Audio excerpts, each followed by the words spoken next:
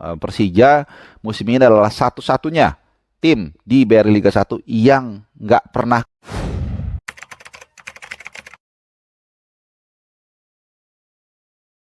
Halo teman-teman, kita kali ini akan membahas Liga 1.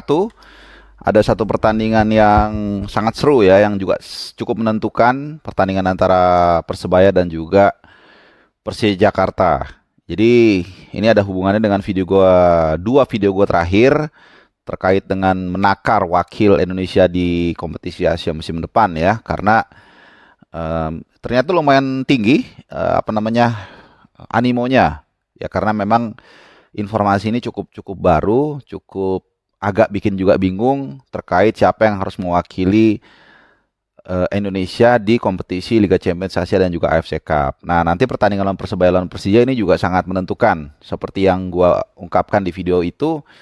Jadi sebenarnya untuk peringkat 2 musim ini akan menentukan siapa yang akan lolos ke AFC Cup, AFC Cup yang kualifikasi ya. Kalau yang otomatis yang AFC Cup itu akan ditentukan dari runner up juara musim ini, which is PSM Makassar, dan juara musim lalu yaitu Bali United. Nah, itu yang kalah akan masuk ke AFC Cup yang masuk grup ya. Sementara untuk yang kualifikasi ya ditentukan runner up musim lalu Persib Bandung dan runner up musim ini. Nah, runner up musim ini masih belum tahu ya, walaupun saat ini Persib unggul 5 poin dari Persija Jakarta, 5 poin ya. Tapi Persija ada satu pertandingan sisa. Nah, ini yang mau akan gue bahas nanti malam ya, main 20.30 kick off-nya.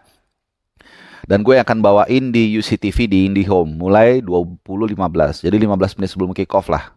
Jadi 20.15 masuk studio, 20.30 nanti kick off-nya Persebaya lawan Persija. Dan juga nih ada buat lo yang mau nonton, nanti ada di daerah Kemang di Jalan Bendaraya nomor 14E ya, nobar.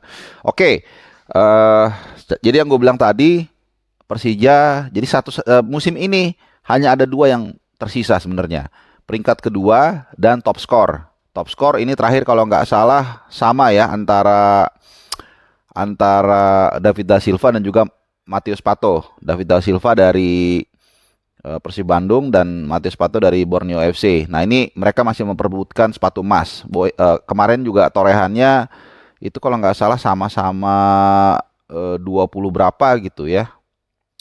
20 sekian lah pokoknya. Nah, jadi tapi gue nggak akan bahas top skor, gue akan bahas preview pertandingan antara Persebaya dan Persija. Oh, sama-sama 23 top skor sementara ya, David Da Silva dan Matius Pato. Oke, kita ke Persebaya dan Persija. Sekali lagi nih yang gue bilang, buat Persija ini udah nggak ada artinya lagi. Bahkan mereka juga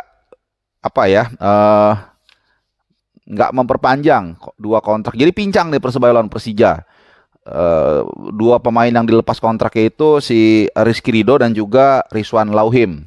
Ya karena toh juga mungkin mereka pikir ngapain diperpanjang 2 minggu atau sebulan lagi. Toh juga mereka udah nggak ngejar apa-apa, degradasi juga nggak mungkin. Nah cuman akhirnya Persebaya ini benar-benar super pincang. Selain dua pemain tadi yang gue bahas, si Rizwan Lauhim dan juga Rizky Ridho, ada juga dua pemain yang dipastikan nggak bisa tampil, yaitu, dan ini penting banget, So Yamamoto dan juga Ze Valente ya. So Yamamoto ini terlibat dalam 17 gol dari total 45 yang diciptakan oleh Persebaya Surabaya, baik direct gol maupun assist. Jadi 9 gol dan 8 assist. Totalnya dia terlibat dalam 17 gol. Dia harus absen karena akumulasi kartu kuning. Dan juga Ze Valente ya, ini Ze Valente pemain yang sebenarnya awalnya ketika masuk Persebaya nggak lambat beradaptasi lah, gampangnya seperti itu ya. Tapi perlahan tapi pasti dia mulai bisa ngeblend dan sejauh ini menciptakan 4 gol dan 5 assist ya dari setengah musim penampilannya. Jadi ini juga harus absen karena akumulasi kartu kuning.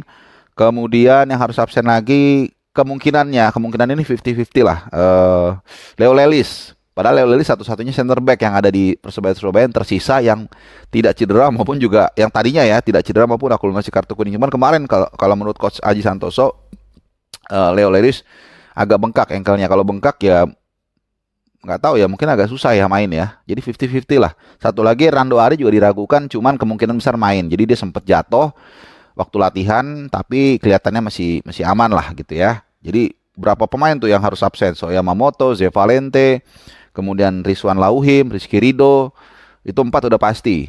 Nah kemudian yang satu Leo Lelis 50-50, Hernando Ari ya kecil lah kemungkinan absen, tapi bisa aja, nggak tahu perkembangan terakhir ya.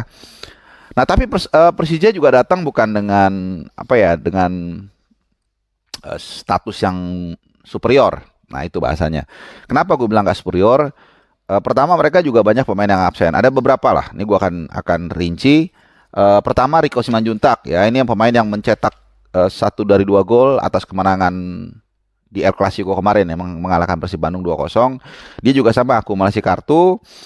Kemudian Kermencik juga sama akumulasi kartu juga. Nih, terus Muhammad Ferrari di cedera. Kemudian Alfrianto Niko ini juga sama juga cedera. Jadi ada 4 pemain inti ya, back tengah Muhammad Ferrari. Gue sering kepleset pengen ngomong Matteo Ferrari dulu, backnya Roma dulu ya, jadul. Terus Alfrianto Niko, Kermencik striker, sama penyerang kanan Rico Simanjuntak ya. Jadi lumayan banyak ya. Terus yang kedua, kalau kita lihat ya ini sih memang penting gak penting ya, karena sejarah dari Persija ini susah menang dari Persebaya. Sejak promosi 2017-2018 ya, itu Persija nggak pernah menang sekalipun ketemu dengan Persebaya. Ya termasuk salah satunya yang tahun berapa itu, 2018 atau 19 gitu, yang main di Gelora Bung Tomo. Itu gue masih ingat, gue kesana dan disambut sama teman-teman bonek dengan cukup baik. Ada teman gue juga di sananya namanya Bimo, wartawan, ini juga baik bantu gue. Terima kasih Mas Bimo. Dan gue masih ingat di sini sedikit cerita ya. Jadi untuk meneror dalam tanda kutip pemain-pemain Persija waktu itu, mereka seolah-olah bikin gimmick akan menghadirkan Via Valen ya, karena waktu itu ada isu antara Marco Simic dan juga Via Valen. Jadi kita kira beneran, nggak taunya cuma gimmick buat ya perang cywar dengan Persija lah, terutama Marco Simic. Nah jadi intinya balik lagi, Persija ini nggak pernah menang dari Persebaya sejak 2018. Ini rekor yang tentunya di konferensi pers kemarin Thomas Doll juga mengutarakan hal ini ya. Tapi sekali lagi kalau kita lihat dari sisi yang berbeda, ada pepatah mengatakan history made to be broken. Jadi sejarah ada, rekor ada ya untuk dirubah atau dipatahkan. Ya kita nggak tahu, tapi mungkin juga dilanggengkan ya dengan hasil seri mungkin imbang buat hasil seri atau menang buat Persebaya Surabaya. Tapi kalau Persija menang ya berarti ini pertama kali menang sejak 5 tahun terakhir head to head mereka.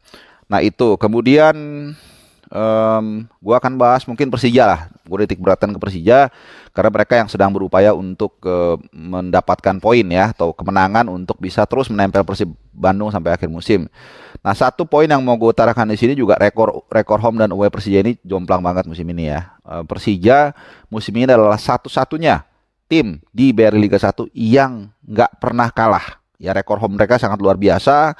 Ini dari 16 kali pertandingan home, ini 13 statusnya home ya, bukan home karena Persija kan nggak punya kandang karena di GBK dipersiapkan untuk Piala Dunia U20 yang nggak jadi. Jadi dari 16 kali pertandingan mereka 13 kali menang, 3 kali imbang ya. Jadi ini luar biasa rekor home-nya. Tapi kalau berbicara rekor away, ini parah banget, jomplang banget. Jadi hanya 4 kali menang setiap mereka away. 4 kali menang, 3 kali imbang, dan 8 kali kalah. Jadi dari total berapa tuh? 15 pertandingan mereka hanya 4 kali menang. 4 kali menang, 3 kali seri. Sisanya 8 kali kalah. Nah bahkan kalau kita mau tarik 7 laga terakhir, mereka saat away itu nggak pernah menang. 7 laga terakhir aja ya. Itu. Jadi hanya satu kali imbang, sisanya 6 kali kalah. Ya, dan hanya mencetak 2 gol setiap away. Ini catatan yang buruk. Terakhir mereka menang away itu tanggal 8 Januari menghadapi PSS Sleman, menang 2-0 ya. Jadi ya itulah fakta dan data. Apakah gue mau mengatakan Persija nggak akan menang? Nggak juga. Tapi memang tampaknya ada kecenderungan Persija sangat mudah kehilangan poin sampai saat tandang away ya.